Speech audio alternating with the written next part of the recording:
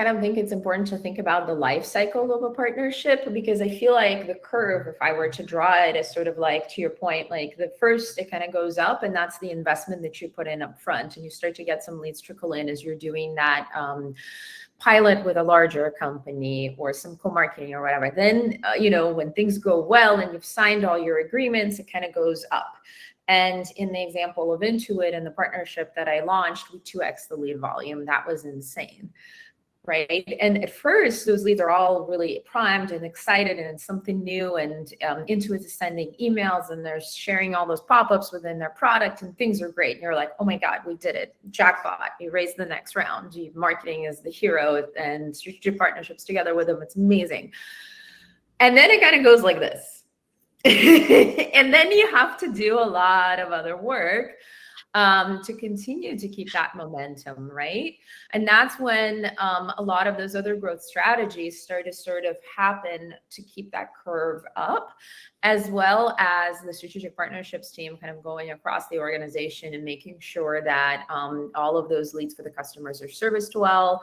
The NPS scores are high. You have your regular quarterly QBRs where you reflect on the shared value for the business, reflect on how the customers are doing, but also from a marketing perspective, present all of your campaigns that you could be running and whatever is happening within your specific industry life cycle. In the case of retirement, you have a cyclical, like taxes are happening, and then there is a thing called safe harbor where you have to sign up for a particular type of plan by a certain point in the year. Again, all of those are unique to whatever industry you're in.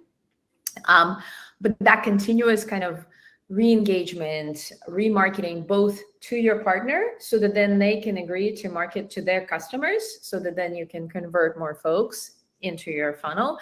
That's the work that partner marketing together with strategic partnerships end up doing on the regular to make sure that your curve kind of keeps going up and versus kind of fall off. Yeah.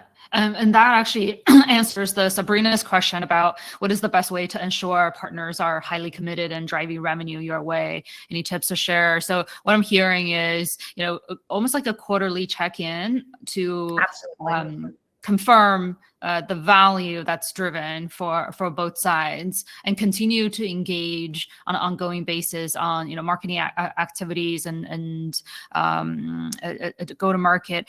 Anything else you want to add?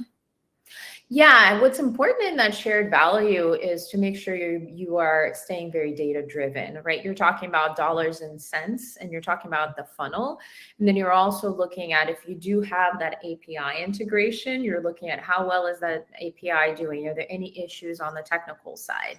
You're thinking about how to optimize your landing pages that you control as like in the case of Guideline and Intuit, there was an in-product tab within Intuit that Guideline couldn't control, but then there were all the landing pages afterwards that Guideline did control. So are you doing, all your usual marketing levers, right? Are you optimizing for clicks? Are you optimizing the traffic? Are you experimenting with your CTRs? What are you doing within the rest of that funnel? Are you continuously doing your email lifecycle drips for the folks that are going through the sign-up flow? If you do have a sign-up flow, are you doing all of those well, and are you optimizing that? If you're handing those leads over to sales, are you constantly optimizing their talk tracks? Are you listening to the gong calls for that specific partner? And are you learning anything? That cross-pollination and constant optimization applies within those partner channels. I would just think about those partner channels as sort of a flavor, like a segment of your customers, and you get to customize those based on the value prop of whatever kind of partner they're coming from. Because if you think about it, they are primed because they've spent a bunch of time within your partner ecosystem. So if you can bring any of those messaging points, and if you can do any research with that partner to understand what resonates for them, coming from the partner ecosystem into your ecosystem, you can bring those nuggets back in there, you'll be more successful.